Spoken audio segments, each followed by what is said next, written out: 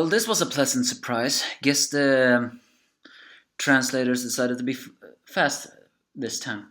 Thank you for that, by the way. And there was someone who put up a line here saying, once again, that line that technically these two arrow brothers shouldn't be that good of arrows, because if they're lacking muscles and stamina, then that arrow shouldn't fly that far.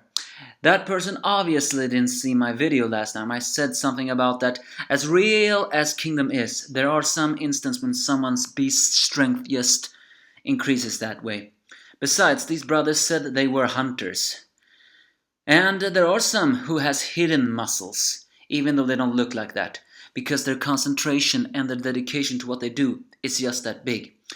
I don't know how much that is true in real life, but for me, I believe that is what happened here. Hi, for those who are watching, it is the Angry Enemy Fan, the Despair Reviewer, to bring you Kingdom Chapter 493. That was surprisingly early this time. We finally get a little information about the 10 bows. I forgot to mention in the last chapter, I remember almost who these other arrow people were. I just didn't remember the name. One was Rempa's, one of Rempa's sidekicks. Let's just say that. It's the wrong word, but you know what I mean. And the other was that cowardly general that shot Oki. Technically, though, in his dialogue, that shouldn't have been classified as a cowardly moment, but there is an eternal argument again in the Kingdom chapter. If that arrow hadn't been fired, would Oki still be alive? One wonder. After all, Riboku is a ruthless general. And the last one was the only one I forgot. It was, I think it was the same, that the first known commander that Shin cut down when he was still a small unit, and the day he got his name, the Hishin unit. So thank you, Solaris, for giving me the information there. And sorry if I forgot their names. It's sometimes not easy to remember all this. Now to the chapter. It's an explanation on how these 10 bows, why do I always slur that? It must be from my home country. How it was created. Apparently the Rain King of Bure of Sao created them. An archery competition. And the 10 who was created from that became the 10 bows. Doesn't exactly explain how that cocky, well, not cocky, he is more calm than his cocky friend, but it still doesn't explain how that young guy from Chu is now one of the 10 bows. But I guess he must also have been trained by the other 10 bows and then taken his title.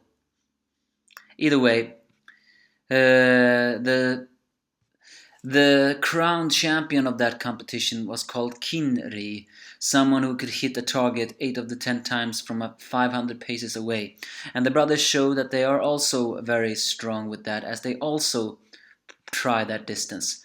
And they shoot as they continue to talk about their stories. And then they begin to talk about how much they train and competed with each other, and began to talk on how much their father would also hit 8 of the 10 times this distance. It's but the one who became the strongest archery in a way was Bashuru, a retired general that or warrior from Wei that is apparently could hit a target 9 out of 10 from a 500 pace. Strangely enough, we're getting a shout out to Wei. According to Kario 10, this man is retired now, but he's still considered one of the top 3 within the 10 bows. So is that a hint that maybe we will see that guy again? After all, we cannot forget that commander Wei from Wei. Did I forget his name again? Gokurena. Doesn't matter. I don't need to remember. He is currently Wei's most top dangerous person, and not to mention Shin cut down his mentor after he betrayed his mentor, by the way. and he cast an eye on Shin, saying, Shinha, giving us a slight hint that maybe he and Shin will face off on the battlefield. But then it's mentioned who are the other of these one, and the other two of the three is called Senjubi of Yan and Seiyukan of Sao. If you ask me, their pictures look exactly the same. The only difference is Saikun has black hair. They're not exactly known if they're known. But their father left to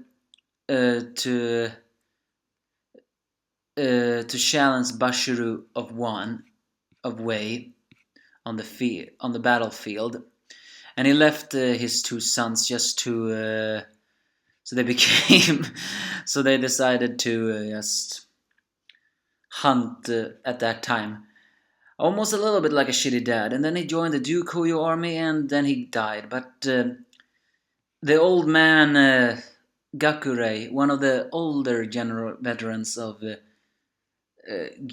Duke Shuyo army, and someone who has gained an immense respect for, well, maybe immense is a sugarcoating the words, but he does have a respect for Shin. Actually remembers Sogen, who now they describe as Sogen-sama. The reason why, even though Sogen was on the army for a very short time, he still became very famous because he apparently faced off against another Bao who was called Duke Haku of Wei. It was in the end a standoff of whose arrow is gonna hit whose, and in the end Sogen's sixth arrow pierced the right eye of Duke Haku. After that, well, Duke Hoyo handpicked him, and they created a Ashurbows, a very dangerous name. Alas, he was eventually cornered by to rescue some arrows. He was cornered by an enemy Ashurbows, and that's where he fell. So old man Gakurei apologizes for that. But the younger brother, who we finally get to name in the flashback, is called Jin, says that he shouldn't bow for that, to apologize. Their pops was a bit clumsy guy, as Shin said. So he sounded like a bit of a shitty dad. Yeah, maybe he was. I mean, saying, I'm leaving to join the battlefield. Eh? What about our food? You have your bows, don't you? Hunt yourself. In a way, maybe that's cruel to be kind, so they are not surprised about something like that. But they are happy to hear the stories that, well, he was just that... he was greater than they thought he were. So, and the reason for joining the Hishin unit is not simply because they are peasants that have risen from high ranking. It's more like the fact that they were always straight like an arrow in a fight. Something that Shin, well, gets a little bit frumpy with, but that's exactly why Ho-Oki named it. But the bigger brother Tan immediately breaks it by saying, there was also talk about the cute Kyokai and Karyu 10. Yeah, these brothers are gonna have a hard time keeping their eyes off the girls. It's a bit shame that Hishin unit doesn't get too many female people, but then again, this wasn't meant to be that kind of manga. There were not many females. In fact, maybe it wasn't even allowed to have female warriors on the battlefield. But with that, they bow and ask if they can join. And Karyoten gives them the needs because their insane arrow skills are amazing. But they still need to build up their stamina and endurance. And as we finally see their arrows hitting it, because during the story they have constantly been sending arrows flying from 500 pace. And it turns out that, well, how many really? They are all within, not all are in the exact middle target. I think about maybe 1, 2, 3, 4, 5, 6, 7, 8, alright, 7 maybe are in the black dot, while the rest are surrounding it, meaning they have some insane accuracy skill. And I don't care if that's impossible, or the fact that they don't have that much stamina. That's pretty impressive. We're finally switching back to that guy who was complaining about the test. His name is Kanto, and why do he want to join the unit? Well, it's simply because Shin has become quite an inspiration. It's not just the girls who are bringing horny guys. Well, actually, it's worth noting that one of Hishin unit's pastimes seems to be undressing and dancing for each other, but I mean, I saw a scene of that once and it was kind of disgusting. But it's more apparently like Shin is a self-made man. He may have not reached general yet, but he has successfully managed to reach 5,000. With some luck of befriending the right person, he has still proven himself to be much stronger than many anticipated. Therefore, is a self-made man, and that's why many peasants of others are very want to join the Hishin unit, because they admire Shin for that. It's almost like who wouldn't look and admire someone like that. And eventually, everyone is so dedicated that 350 pass. Unfortunately, they wanted 300. And on Kyokai's pass, well, she's just looking at them with sparkling eyes. And the guy, as I said before, the guy's being horny and all that stuff, just decides that they're gonna pass. So 400 pass from there. And finally, Kisu... What? Kisu? Isn't that exact the same name as that other guy? Well, the general that served another self-made man that was unfortunately killed by one of Rempa's right-hand men was also very loyal to Shin, passed 400 as well. Unfortunately, Hishin unit... At the beginning I asked, why couldn't they let all of them join? And I actually answered my own question. They are not yet a higher ranking than the ranking they are currently, meaning they can only accept 1,000 because, well, there are 5,000 units, I think. They're not allowed to have anything higher. So, so without no other choice, Cairo 10 put them through one final endurance test in order to cut out the 150. And eventually, well, they get thrown off, and 1,000 men of formidable physical ability were chosen. Among them, the bows, although those guys lucked out, and that scar-faced guy called Kanto, looking with pride, as Shin finally addresses them. And even though his speech may not be that long, is still the people still moved when he congratulates them, saying, "You are all incredible. You can take it from me." But he also warns them that from now on, the training drill they will put them through will be so hard they will throwing up blood. But some guys, although a bit worried, still says they will bring it on. It's then that Shin assures them that but you did make it this far, which means that you will all become splendid soldiers.